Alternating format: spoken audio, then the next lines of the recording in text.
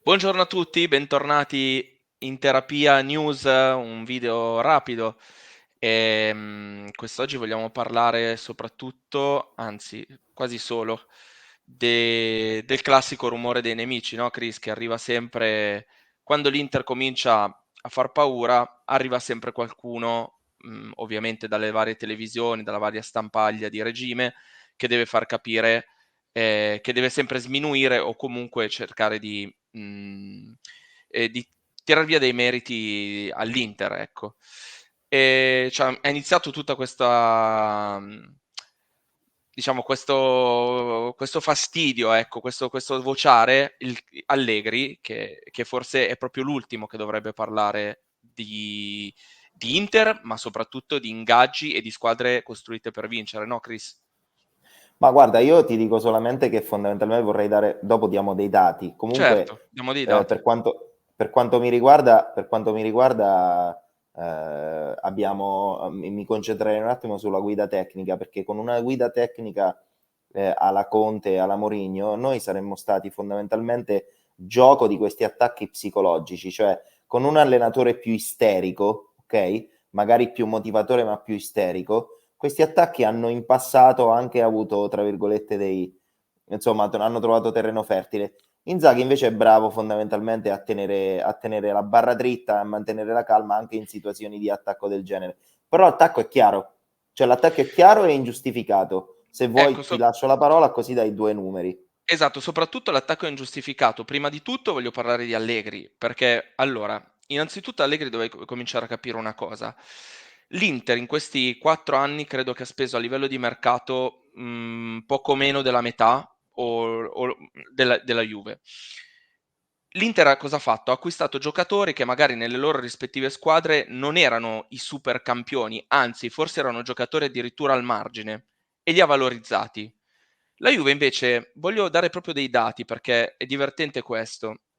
Inizio dal 2021-2022, non vado troppo indietro, quindi l'ultimo paio d'anni.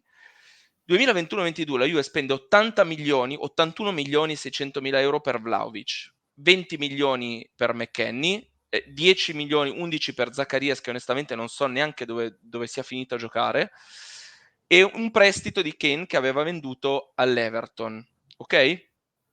Non sto a dire gli altri che sono piccoli, diciamo, piccoli investimenti rispetto a questi. L'anno dopo compra Chiesa a 42, Bremer a 41, soffiandola all'Inter, non potendo neanche farlo, perché poi sappiamo la storia dei bilanci come è andata a finire, anche se è andata a finire a taralluce e vino, ma comunque sappiamo che la Juve ha taroccato i bilanci, perché lo sappiamo, perché c'è un'indagine, perché ci sarà un processo che sicuramente non finirà benissimo per chi ne è parte. Visto che E domani a poi, San Martino a castagne e vino è andato a finire. esatto, esatto. E poi Kostic, un 13 milioni, questo posso dire, ottimo acquisto a quel prezzo perché forse è uno dei pochi giocatori che invidio la Juve. Quest'anno ha speso 30 milioni per Kane, per riscattarlo, 30, 30. Ricordiamo Kane 0 gol e 0 assist tuttora in Serie A, Ma anche dei nonostante sia, difetti. ma anche dei difetti, nonostante sia titolare. Locatelli per altri 30 milioni, non voglio neanche parlarne, e UEA 11 milioni e mezzo, vabbè, un giocatore comunque un gregario, ecco. Ora, facendo due conti rapidi, vengono fuori praticamente un 200 milioni. Così, a nastro. Io credo che 200 milioni l'Inter non abbia spesi negli ultimi 5 anni di mercato e se li ha spesi li ha comunque recuperati poi con le cessioni. Esatto. Quindi il fatto che noi possiamo permetterci di prendere magari un Darmian, un Carlos Augusto, un Frattesi, lo stesso Thuram, perché Thuram non era considerato, ovviamente dalla solita stampaglia che adesso dice che siamo da super scudetto e super fortissimi e dobbiamo vincere per forza, non era considerato un top a inizio anno, andatevi a vedere gli articoli, non segna mai, è lento, ecco adesso stiamo vedendo che cos'è Thuram. Chris, però dobbiamo dire una cosa, forse l'allenatore fa anche un po' la differenza in questo caso. Ma guarda, io onestamente vorrei un attimo puntualizzare due cose. Innanzitutto che Inzaghi prende la metà quasi esatta dello stipendio di Allegri, ok? E Allegri ha una particolarità, sta svalorizzando la rosa, perché Vlahovic, voglio dire, è il lontano parente del giocatore che è arrivato dalla Fiorentina come il secondo miglior 2000 nella sua posizione d'Europa, il primo era Haaland come volete voi, e invece dall'altra parte c'è Inzaghi che ha preso Thuram che con commissioni è costato 8 milioni di euro, non era una punta centrale, lo sta formando in quella posizione e adesso onestamente se dovessero arrivare con 50 milioni di euro io ci penserei a darlo via. Quindi allora da una parte abbiamo un allenatore che prende la metà e che valorizza la rosa, ci fa entrare nel mondiale per club, ci fa passare gli ottavi per il terzo anno di seguito se non erro, e dall'altra c'è Allegri che in Champions ha fatto fondamentalmente sempre ridere, che prende campioni e li trasforma in brocchi con il suo gioco di merda, lasciatemi un attimo sfogare perché è un gioco di Certo. merda, è un gioco distruttivo invece che costruttivo.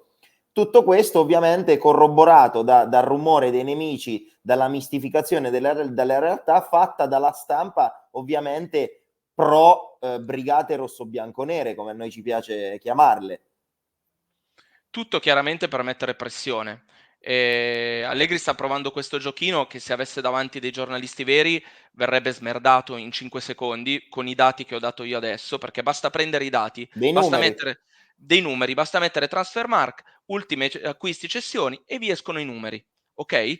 Quindi quando tu metti davanti questi numeri, il signor Allegri deve solamente stare zitto ed è il primo esatto, che deve stare zitto e gli altri intorno a lui, perché poi ci sono nelle varie televisioni, io li faccio i nomi, non mi interessa, i vari ordini, Suma e tutta questa, i vari Manfredi, questa gente che è sempre abituata a un certo tipo di giornalismo di di anni, regime, esatto, che sappiamo perfettamente, quindi a buttare lì sempre, a buttarla sempre in cacciara, a cercare sempre, sempre comunque lo scontro, a cercare sempre di tirare via meriti a una società che in questi anni, dobbiamo dirlo, a fronte di pochissimi investimenti, perché parliamoci chiaro, noi stessi siamo quelli che magari tante volte si lamentano perché la proprietà non mette i soldi che certo, potrebbe mettere per aumentare ancora questo valore della rosa, ma sì, a fronte di questo es- abbiamo una dirigenza e un allenatore che stanno esatto, andando tutti nella stessa direzione.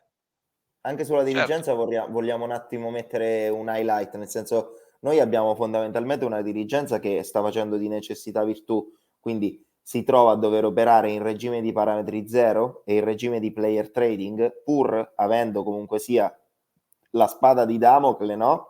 Degli interessi, voglio dire, passivi che abbiamo da recuperare. Quindi noi i nostri introiti non li possiamo neanche spendere qualora ci fossero, ok? Devono andare a ripianare una situazione debitoria che comunque insomma, è sotto gli occhi di tutti, è chiaro a tutti, ma questo è un modo virtuoso di fare mercato. Che parte ovviamente dalla testa e va poi al reparto squadra, che è squadra e certo. allenatore.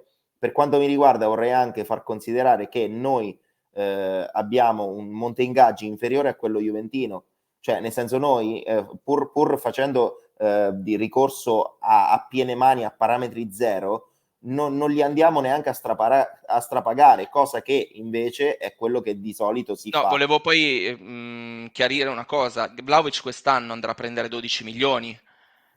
Vlahovic in questo momento non è titolare nella Juve. Ora non so se ha No, problemi fisici o che cosa, però è titolare Ken, ripeto, pagato 30, 0 gol e 0 assist. Turan pagato esatto, 0, 4-5 gol, ora non ricordo, e assist. E soprattutto un gioco per la squadra incredibile. Abbiamo enorme. visto. Ma poi anche a livello di mercato, allora fondamentalmente noi abbiamo, quando Lautaro e Thuram hanno il raffreddore, ci entrano con tutto il rispetto e Esatto. l'ammirazione Sanchez e Arnautovic, che adesso è anche lungodeggente, ma loro, la Juventus hanno, tra virgolette, in questo momento i panchinari della Juventus sono Chiesa e Vlahovic. In questo momento, perché Milik Esatto. è alla stregua di un titolare, Keane sta giocando titolare, perché voglio dire, e poi il loro diciamo problema atavico, insomma, di struttura di squadra, che è quello del regista, cercarono, credo 3 mercati fa, di risolverlo con Arthur, strapagato 80 incredibilmente milioni per non andare dal, troppo indietro. Per non esatto, andare dal Barcellona, esatto, cercando di trovare un regista che poi in realtà non hanno trovato. Invece noi che cosa abbiamo fatto? Il regista ce lo avevamo, ce lo siamo cresciuti, che era il Brozovic, poi creato regista da Spalletti in quella famosa partita di Napoli. L'abbiamo venduto perché comunque con la sopraggiunta età e stipendio era il caso di venderlo, avendo un Cialanoglu preso a zero, che è diventato il nostro regista, e che stiamo è facendo diventato la quello che è stessa. diventato sempre per il discorso che facevamo prima. Esatto, e stiamo facendo la stessa identica cosa con Aslani. L'Aslani che si vede crescere momento per momento, partita per partita, e probabilmente il modus operandi sarà quello, perché non abbiamo onestamente neanche la possibilità di fare altrimenti. Certo, abbiamo dovuto scegliere appunto per avere un Pavard, abbiamo dovuto sacrificare un pochino quello che è l'attacco.